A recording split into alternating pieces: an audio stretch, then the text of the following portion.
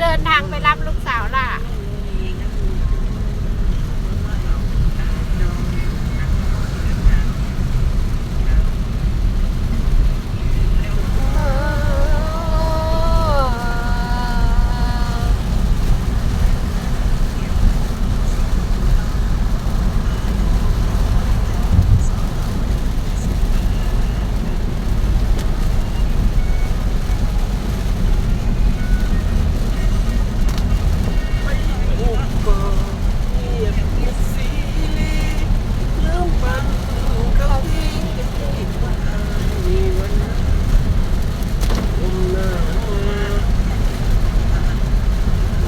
มองเห็นทางเลยเนี่ยมือสนิทมิดเลยเนี่ยค่อยๆไปเท่าค่อยๆไป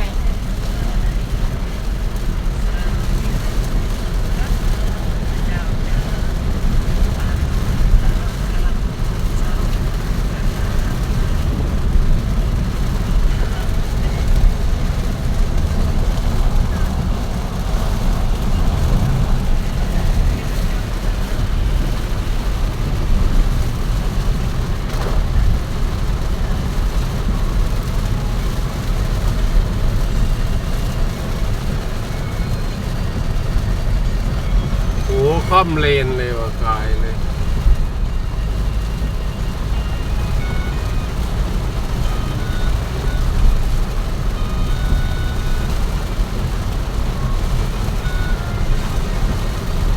ค่อยๆได้เท่า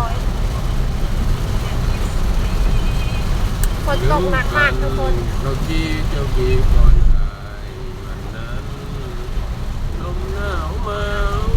ก่อนหอยกัน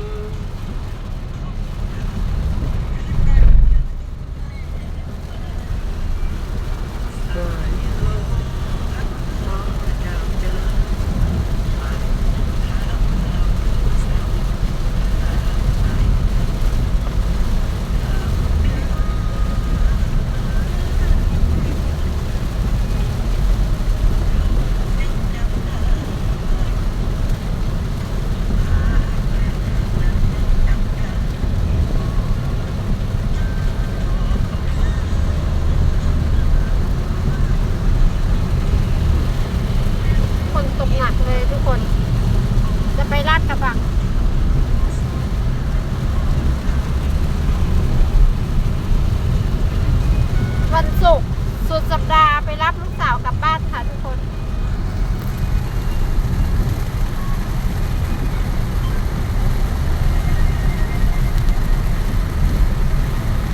ไว้มันก็เงียบปิดสีลืมปันของจริง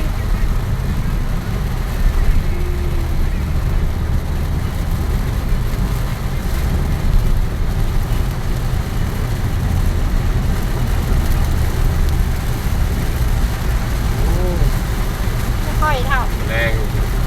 ฝนตกแรงมาก